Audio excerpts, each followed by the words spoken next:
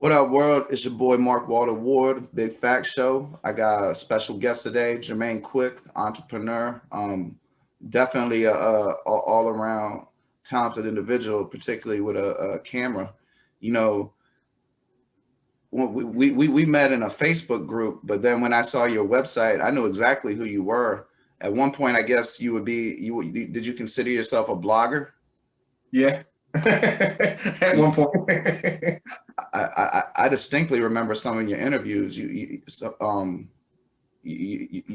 one of the best bloggers at interviewing. And did you have a journalism background of any sort? I went to Art Institute of Philadelphia for music and video production. So journalism was one of the subjects. But I don't know, just have a natural knack for it. I really can't, say that it was all in the studies or anything like that. It's just I'm a people person. So, you know, learning English is a great thing. You need to know how to talk to people. I sometimes I'm brutally self-honest. I sometimes have a problem with over talking or talking when someone's still talking. And I noticed that you had a very, I don't want to say gentle manner, but you steered conversations along well, and I could tell from some of those situations. If they go check out your website, was it Philadelphiastyles.com? .net. The .net. Chinese took my .com, man. Well, shit. That's all they take.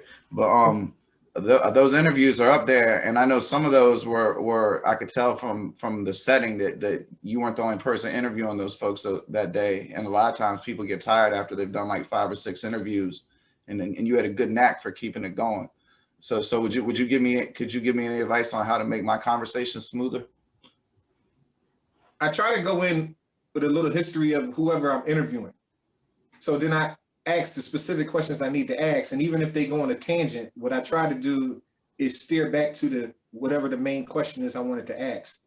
So like, sometimes people have a habit of like saying the keyword that you're looking for, and then you'll just reiterate, and then you might take a breather and say, let's talk about that. Let's talk about your craft in such a way that you kind of steer into the question that you're looking for. You definitely got to have your questions already in your head mapped out, because a lot of people are long-winded.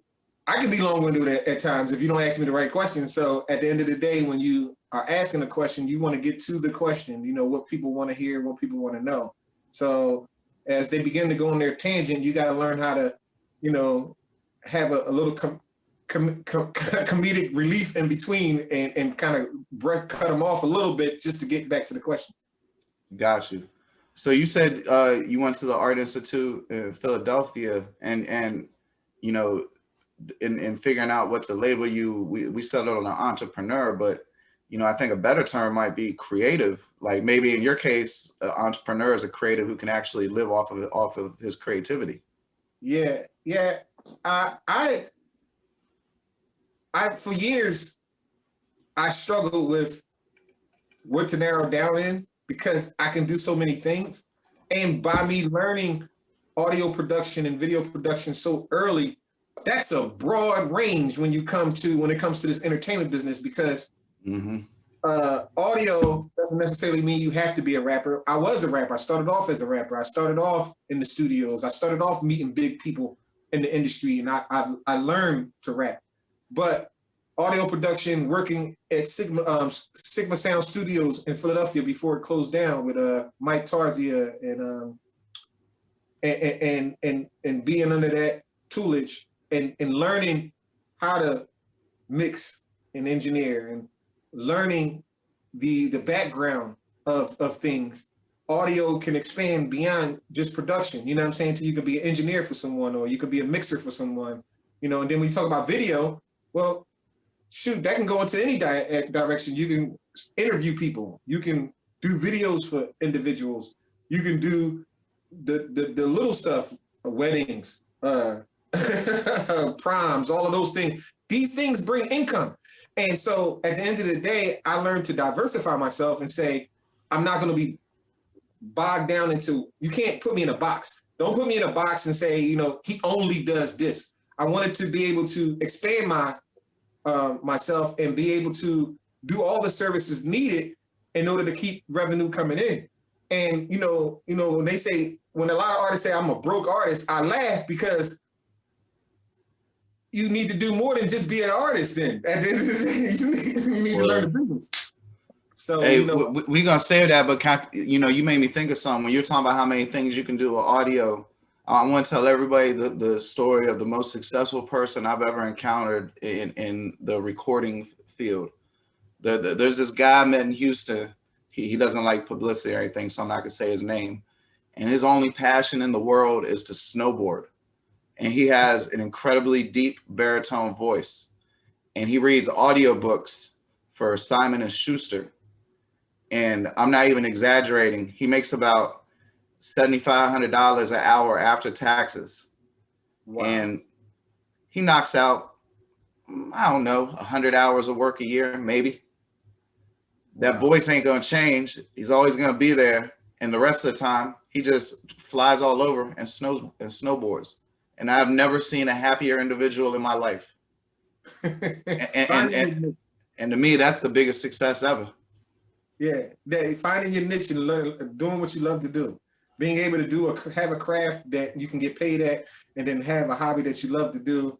Yeah, to be happy. I'm literally happy at everything that I do. Tell you the truth, man, I'm really a humble guy. I don't really care too much about accolades. Well, we all want to be recognized. I'm not going to sit here and fraud about that, but I think more so just not the accolades, just worrying about what other people think of what I do and different things like that. But I don't really get into that. A lot of people got a lot of more social media numbers than I do, and I really don't care. I used to care. I used to like, oh, how come my numbers ain't jumping? But then I understood algorithms, and I understood, how people are getting their numbers. And I'm saying to myself, like, that's just too much work. Well, it seems to me like you figured out another thing I noticed, in, like you said, being prepared. So, I've been reading about you and looking at the things you've done for, I don't know, since we agreed on doing this last week. And yeah, you might not care about social media numbers, but you care about accolades like winning film festivals, because then that helps your movie reach a larger audience. And at the end of the day, the goal has to be to get as many eyeballs as possible. That is true. And I think mine come more of word of mouth because just last year before COVID hit, oh, good Lord, we sold out a whole movie theater with our film Heartless. And that's the first that ever been done in Philadelphia for an independent film to ever do such a thing. And then turn around to win the Los Angeles Motion Picture Award as well as the Philadelphia Independent Film Festival Award. That is also a first in the city of Philadelphia for independent filmmaker. And so at the end of the day, yeah, those accolades mean a lot. I think what means more is to be recognized by your peers. And so those who support me, I could just only say that I have much love for them because they see the vision and they see where we're going. And those that just sit around and watch and wait for the downfall, I just pray for them and hope that they see a change and understand that we're building a platform for independent filmmakers to really be seen in Philadelphia. Philadelphia's had a nice independent film scene for a while, though, right? Like decades. But most people that do Philadelphia, once they do it, then they move out to LA and, so it's viewed as a stepping stone instead of a destination. Right. It's not a home base But there's enough there, and like Boston or Atlanta, there's enough there for that to exist, I believe, in its own ecosystem. It is. It's enough here, but the unification is very weak. And that's just like on the music level. A lot of people don't unify, and that's why we don't get the credit that we should, because every time someone makes it here, they have to go somewhere. I think that say it again. Start from everyone makes it here. They think they gotta go somewhere else. Yeah, basically they think they have to be successful somewhere else in order for them to get the accolades they need here. And in some sense I believe that, and in some sense I don't. I just believe that eventually the tide has to change, and someone has to be the spearhead that in order for that to be relevant here in Philadelphia, at least. And I think that's for any city. I think someone has to say, you know, I'm not going to leave my town. I'm just going to do what's here and make it the best as possible. I mean, shoot. I mean, if you look at it, I received the first ever 3-minute slot on a national news level for a film, American Bully, and no one, that was even unheard of for independent films. So at the end of the day, you know, I look at the achievements and the milestones, and I say, you know, we are creating waves. We just need to continue to focus and concentrate on that and not worry about the accolades, so to speak, but put the work in necessary to leave something behind for somebody else that may come along and just, you know, blow it out the water.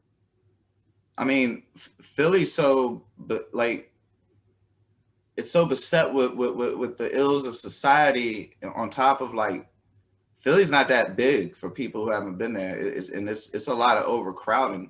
Do you think the lack of unification in the music scene might just be reflective of the general nature of the city? Like, because I feel in some instances, unless things in Philadelphia change, like budgetarily, the way it's policed, where resources are directed, I don't really see many of the issues getting better.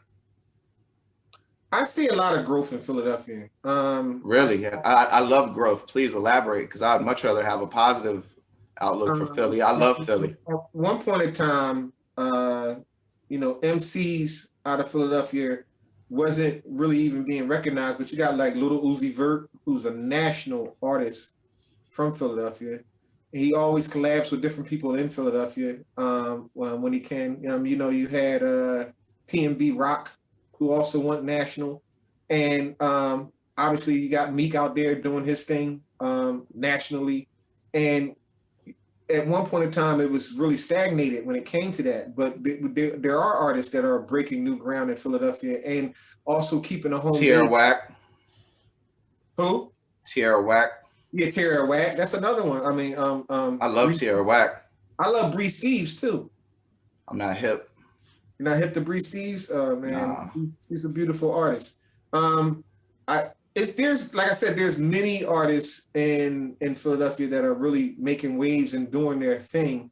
I just think as the unification grows in time, people start seeing the relevance of Philadelphia, because everybody comes here and shoots movies here. You got I don't know how many films that were shot in the last 5 years here in Philadelphia using our scenery. One of the biggest movies that was shot here, The Italian Job, that was shot right here in Philadelphia. Like, that was a great movie.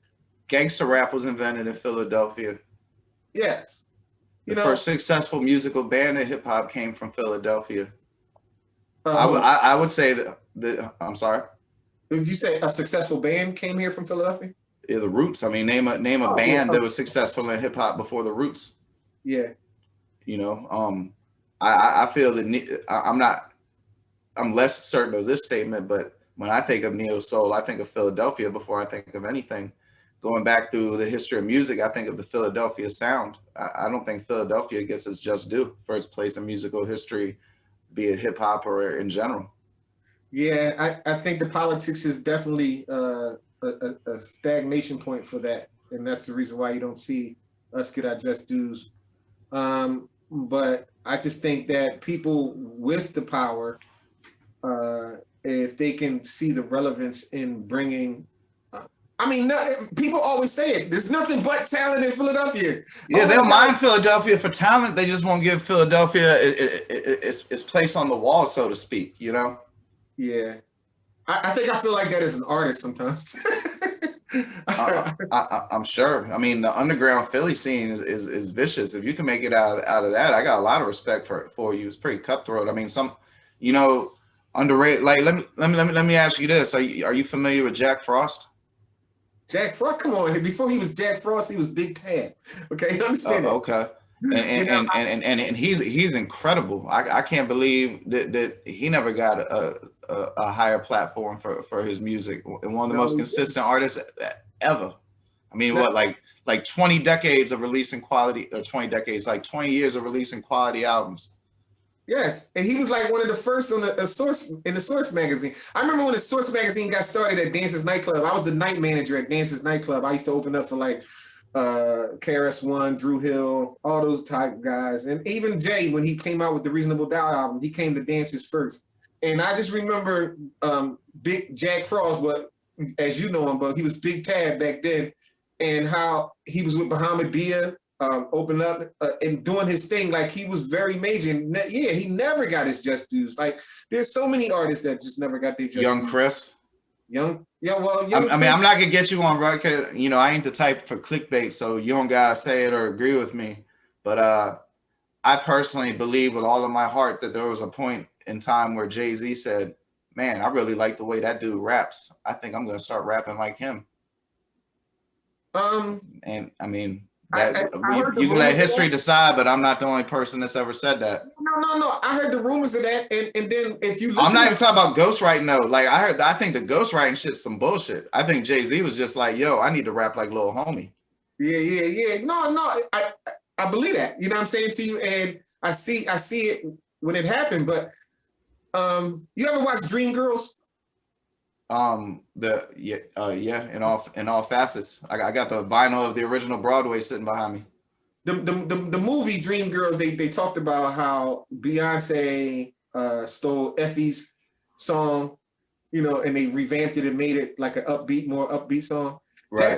That's no different than what Jay did with the situation with Chris. You know, Chris rapped a certain way. Jay liked it. Jay revamped it and did his own thing with it. And that goes on. I mean, Lil Wayne did the same thing. Well, see, I'm not saying this to knock Jay-Z. Remember, we were talking. We're not knocking anything. All right, so we learn from each other. You know what I'm saying? So right. There's no different than a DJ or a rapper or a producer who steals a sample from the past. They see the sample, they see it as great work, they revamp it and make it their own. Or and everybody's Euro stepping. Yeah, it is what it is. I mean, but that's been going on in the industry for years. Like, that's nothing that you say there's a mystery or whatever the case may be. Then some people could just do it better. You feel me? Or they got the resources to do it better. Because if Young Chris had the resources, he would have been where Jay-Z at. But Young Chris didn't have the resources. So Jay-Z is at a certain plateau. He has the resources and the mobility to make moves. So at the end of the day, he was able to take what he heard, revamp it, and make moves with it. You know, and you can't be mad at that. How you going to knock something like that? No, but you know, the original topic was just how Philadelphia doesn't get its just due. And like, it's just so many stories like that from Philadelphia, like, you know, just amazing artists that aren't quite recognized at where they, I mean, Scully D, like you seem extra knowledgeable. Like I'm enjoying this. So do you remember when Scully D was putting those records out? Because that's slightly before my time. Yeah, Scully D was one of the first gangster rappers. I would say he was the first. Ice-T acknowledges that 6 in the Morning came from here in Scully D. Yes, the first gangster rapper ever. And when you look at during that time, Philly was not even recognized as much as New York for the hip hop. And so even though he came out with his record and smashed the scene with PSK and Parkside, you know what I'm saying to you, those hits were very iconic for Philadelphia, but around the world, people didn't catch on just yet. Yeah, I was in DC. I never heard it till King of New York. I mean, maybe I missed it, but I mean, because I would have been like 10, I guess. But I never heard it on the radio. Yeah. In Philly, they played it on the radio. Oh, I'm sure. Lady B was another icon, DJ or radio personality in the city. She had Street Beat, and she used to play it. And so therefore, at the end of the day, like I said, locally, it got played. Regionally, it got a little play, but when it came to nationally, it couldn't get played because it was overshadowed by New York. Except in LA. That I interviewed Chris Schwartz, the head of the label, and he said that they got booked in LA and they were amazed. They went out there. He had all these fans, and then they got booked in England of all places too, where apparently the record had made its way and there was a bunch of fans. Which is so ironic because like they're not listening to it in New York, Baltimore, DC. You know what I mean? It's an underground scene. The underground scene, that that's just the thing, man. You know, you might be buzzing somewhere underground and not even know it. But now with the statistics and analytics, you can find out where you're buzzing at. But even if you still might not know.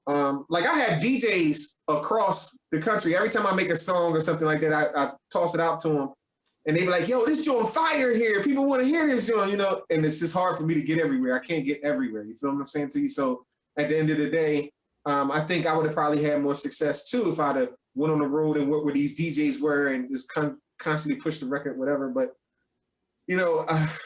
It's hard, you know. It's not an easy task to be everywhere at once. I But can't. when you have such a level of other successes, does that mitigate your regrets? Because like my regrets are in pretty stark contrast to like doing some stupid shit. It seems like if you have like a musical regret of not working a DJ, it's because you were busy making an award-winning film, or you know, many of the other things. Like I said, they can check your website out. You got me. You're selling shirts, hoodies. I mean, you like you remember when they called Cordell Stewart Slash that year when he was like playing white. Yeah, that's like you like Slash. I have no regrets about life at all. I come from humble beginnings, man. I had nothing. I come from group homes, foster homes. And I just was a young, hungry kid that wanted to see myself succeed in life when everybody kept making me feel like I was supposed to be nothing. So there's someone that was listening right now that was in a group home or a foster situation or however it's worded in whatever state they may be in, you know, making it. I don't want to keep butchering the name. It's the Fashion and Art Institute of Philadelphia.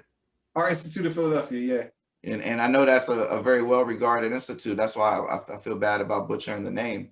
But so you made it there from a foster home or a group home. Can you tell that how that came to be? And you know, like I said, maybe that'll shed some light to somebody to know that just because you're in that situation now, you don't gotta be there forever. Yeah, I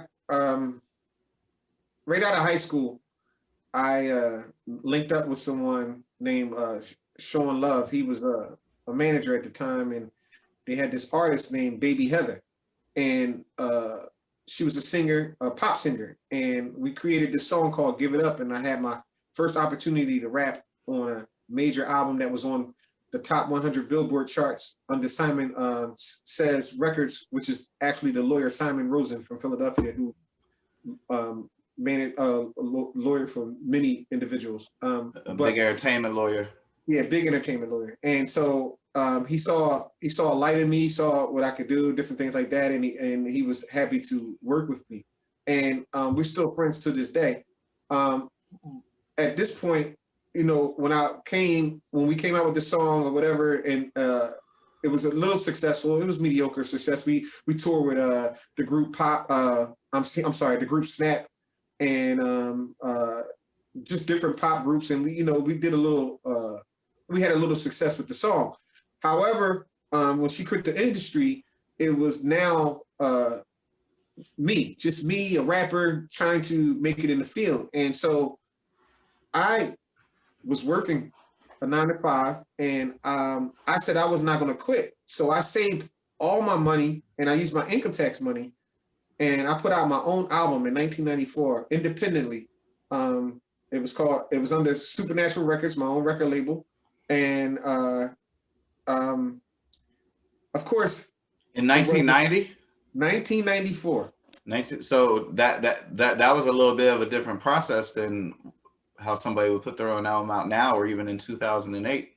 Oh, hell yeah, it was a different process. It was much more labor intensive, if I'm not mistaken. Yes, it was. I had my own wax. You know what I'm saying? I had my own record. And you mean you had like a lathe and you were cutting that shit and everything? I sent it out for distribution, like, and then we got it back, but I had wax. Like, that was unheard of in my hood, like MC having wax. You know what I'm saying? Like, it was not easy to get, and did independently, like I said, like I did it on my own.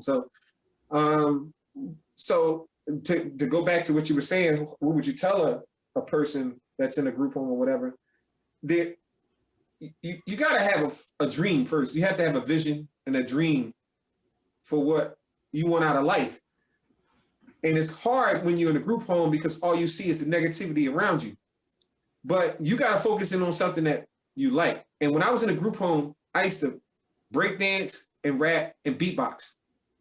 Okay. And those things excited me so much that negativity was even though it was around, it was not my forefront. The forefront was learning how to break dance better or pop better, learning how to beatbox better and beat the next person. And learning my skills in rap, you know, how to get those metaphors together to say a punchline that somebody likes. So these are the things that overshadow all the negative things that I was going through, the hurt, the pain, while I'm not with my family, you know, the stress of all those things and not having birthdays and all of those things.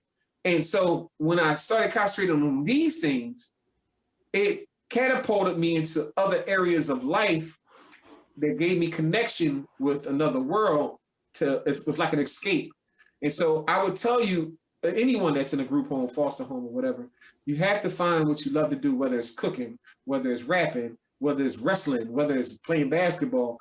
You have to engulf yourself into that field and become one with it so that you can escape the reality that you're living in by any means necessary, because the reality that you're living in is a downward spiral, and at any given time you can snap and cause yourself to be even in worse conditions. But if you look ahead and look into yourself and find out what you love to do and enjoy that, that's where your life will expand. And that's what I did. And the reason I told you the story about having my own wax and at the age of 20, 21, 22 is because at the end of the day, that's one of those things that you say to yourself, I achieved that through the grace of God, and I achieved that, and I want to do more. And that's what made me do more. That's what made me go to school. That's what made me say, if I could do this with no knowledge, imagine what I could do with knowledge. And so that's what made me achieve more and do the things that I'm doing. And now to be at this level and be able to win awards for films, my only thing I want to win right now is an Oscar. That's my only thing. And so after I do that, because even in my own city, I'm not accepted. You feel what I'm saying to you? Even in my own city where I put people on and show people love, I feel as though it's not an acceptable point. So I have personal goals. My personal goal is to win an Oscar. And if I can achieve that in my lifetime, then I have achieved what I wanted to see, because I can't expect people to love what I'm doing. I can't expect people to give me the accolades that I think I deserve. I just have to push forward in my own mind. I have to push forward in my own heart, in my spirit, and stay humble with it and move towards the goals that I want to see. And so I would tell anybody in a group home, a foster home, don't worry about everything around you. Worry about what you want to benefit from and what you want to reap from. And so find a purpose. Find your own purpose. It's about you at the end of the day, because you were born by yourself and you're going to die by yourself. And if you don't have a purpose for you, there's no need for you to wake up every day. And that's why a lot of people are committing suicide and doing different things like that, because they have yet to find their purpose in life and what they want to do for themselves, not to get accolades for everybody else, because people are going to hate you regardless of what you do. You know, you could do something positive and people still hate you for it. So you can't worry about all those things. You have to just move forward in the light in your own purpose. Man, that's deep. I mean, I know sometimes it's hard to find a purpose, but I feel like, you know, without getting too existential with it, that the universe or God or however you want to look at it, I feel like life kind of tells you what to do, you know, but a lot of times we don't listen to it. Well, that's because we have distractions. And with social media, there's so much distractions, because you're looking at social media and you're looking at everybody's posts and you're like, damn, they getting it. They getting at the bag. But you don't know their life outside of that picture.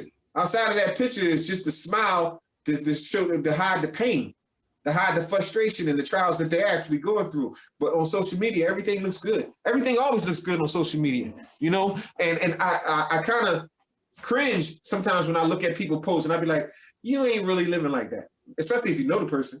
But at the end of the day, you know, that's why I try to stay humble. I just do me. everything that I do is natural. Everything I do is me. I don't care if people like it, they don't like it, whatever the case may be. I don't fraud. Like the jewelry I got chains and all of that. I wear it sometimes and sometimes I don't. That shit don't mean nothing. And I got a job and I make good money.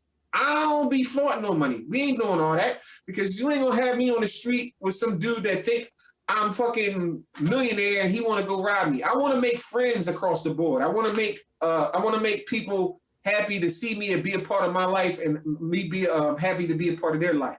So I'm not frauding. We don't do no frauding over here. We don't. That's not what we do. I come from a place where, in my heart, I know for a fact that being humble is the best spiritual walk ever possible, because you meet more people, you have better connections with people. People are willing to do things for you. People are willing to see the progress and move forward in that light. I mean, Sandman was part of the re-up game. Yeah. Well, that's my best friend. I can call him right now. Oh, word, shout out Sandman. When I started my first blog, Drank a Dank, he helped me out like shit. Sandman's a good dude. I can call him right now. We can have a personal conversation on nothing. He just had a baby. We can have a personal conversation on kids.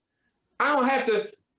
He one of the guys I can talk to, and the conversation is real. It's about life. It ain't about the hoopla of the industry. You feel what I'm saying to you? I mean, he still got music coming out and he's still doing all that. But when we busted up, we ain't talking about that. We talking about, we just lost a friend, that was in one of the, he was in my last movie, Heartless. And we just lost a friend. My condolences. Muddy,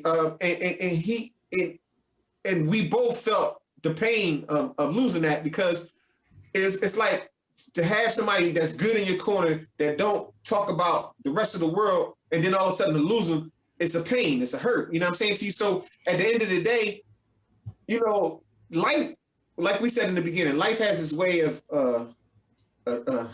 coming in and deteriorating certain things, but we still have to stay focused. We still have to stay strong within ourselves and continue our purpose.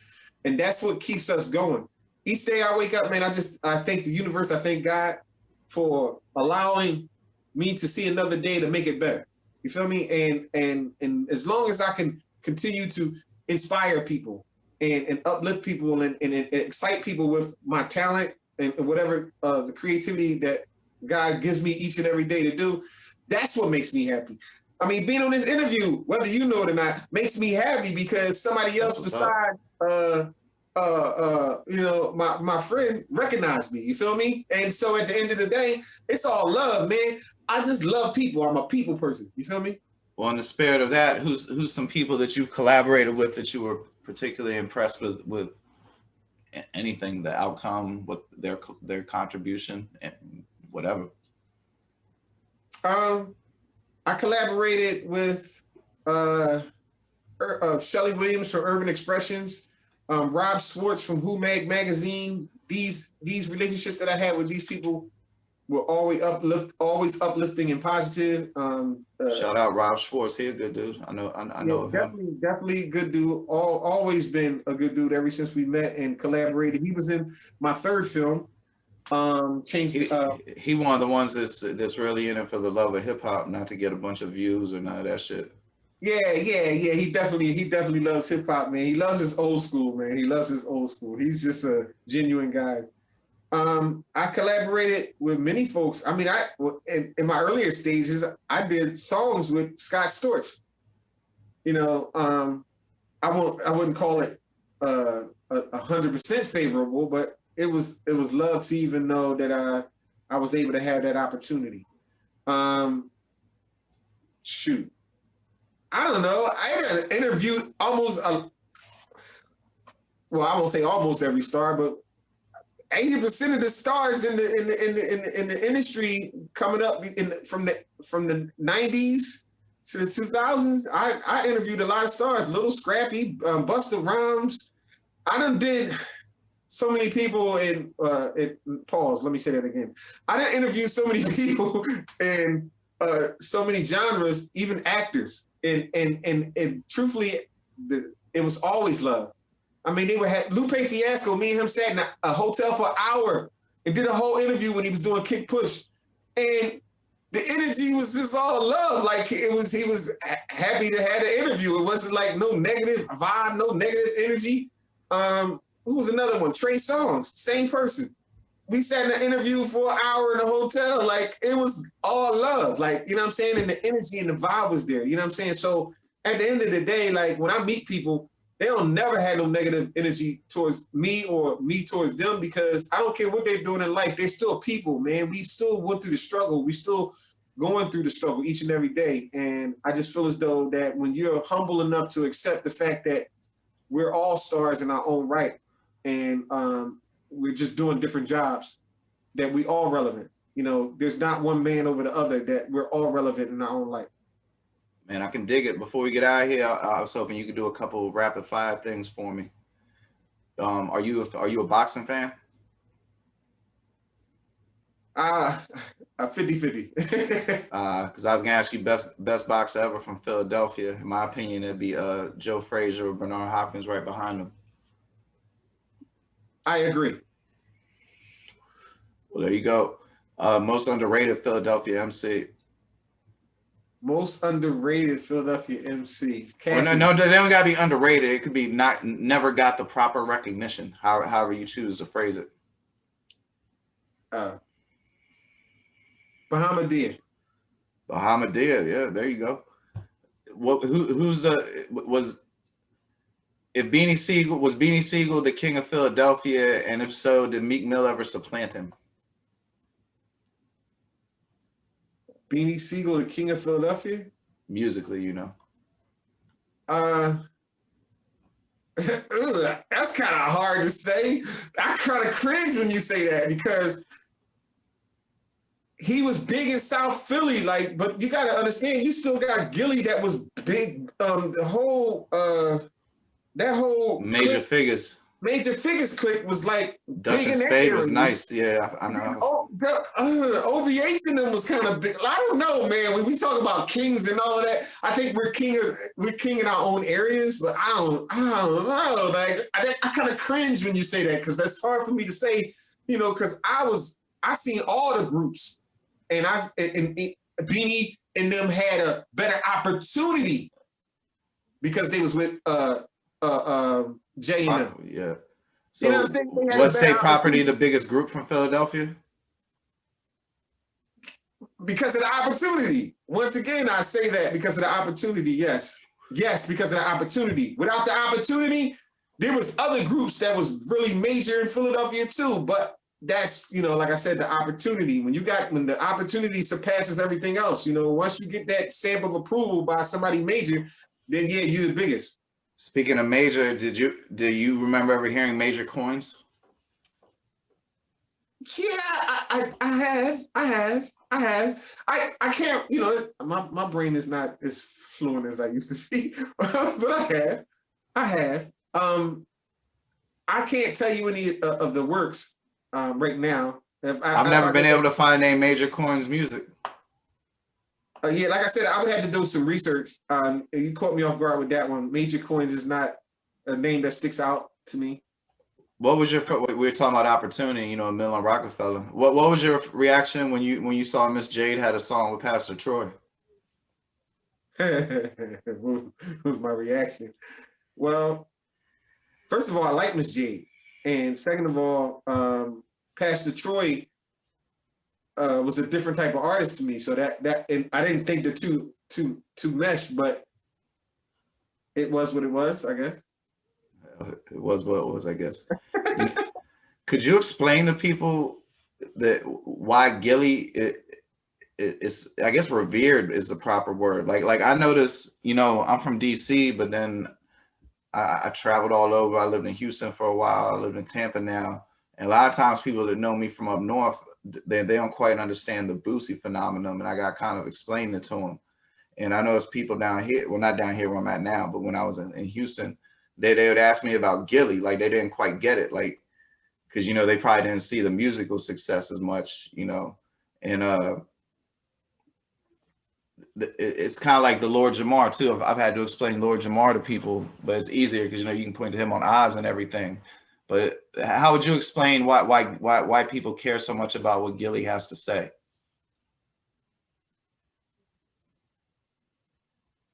I can't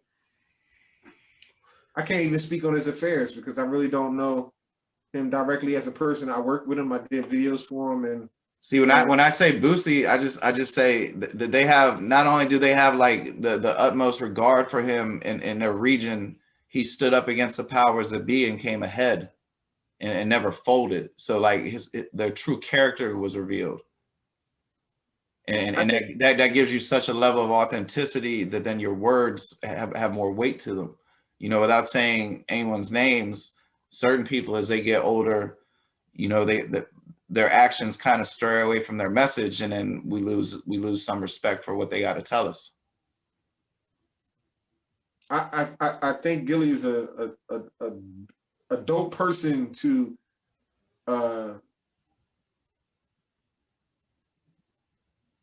explore his talent. Like he's really animated. Now that he has his family home, Wallow, the conversations are real. The conversations that I see on the podcast are very entertaining, and you know they mean something to the people that he represents. And so at the end of the day, that's the only thing I can say about that. Because I really don't know him personally or his affairs, so I would never talk about him in any negative light or do anything contrary to that. One, because my belief system is not even on that level, and two, I would have to have more information. I listen to him. I tell you why. I can tell you why I listen to him. I listen to him because he be saying some real shit, and that's what I was gonna say. Is the authenticity? You know, it's funny because it's true. You know, you know, and you know, it's for me personally. I don't know about everybody else, but for me, it's funny, and I like to see him. And then he seemed like a down to earth person. Like once again, I'll say that at the end of the day, I don't get a chance to talk to him like I would like to. I think that I could collab with him and make some crazy magic. But I was at a boxing match for my man Williams from Philadelphia, and I was in the front row. Gilly came in. I was with Simon One Punch Carr, and Gilly came in with his peoples, and they was with Danny Garcia, and there was a couple other people that was in the front row. And I had some. And, you know, I just, what's up, you know, but it's funny because I shot the first video with Gilly and a lot of artists from Philly, Oskino, Black De Niro, Ines, and a couple other people. And the video was the first to ever be on World Star Hip Hop. And before views was a thing, we received 650,000 views. JI meant to say, Hookmaster, 650,000 views before views was even relevant. You know what I'm saying to you on World Star. And so at the end of the day, I've had my history with Philly and a lot of artists in Philly. And every time I met Gilly, I never had any negative aura with him. I remember coming to his movie premiere and I seen him in the bathroom. I told him I was proud of him and he was elated to even, you know what I mean, have me see me there. You know what I'm saying to you? So I never had any negative aura with any artist or rapper in Philly or anything like that. So when you ask me why do you think people listen to him? I think that he's a straight up dude. He ain't about no drama unless you bring it. You feel me? And at the end of the day, you know, if you come with an aura, positive aura, he gonna come with it. If you come with the riff-raff, he about the shits too. So at the end of the day, just a real dude. So I just see it as what it is, you know. But I definitely would never speak on his affairs. So I don't know why other people like him. Got you.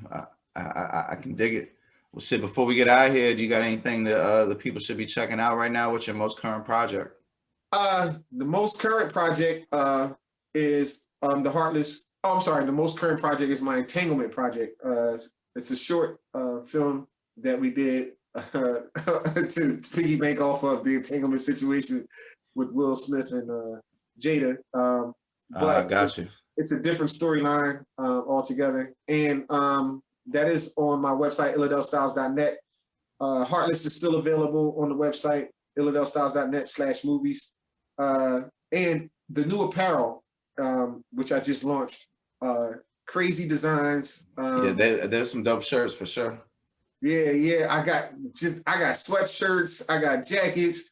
Crazy designs. I'm actually I'm waiting for my pre-orders to come in so that I can get my models up and running to film them and get this line out, launch this line real heavy. And the last thing, we're working on a new film right now. It's in the writing stages. It's called Broken Glass. So you guys be on the lookout for that for 2021.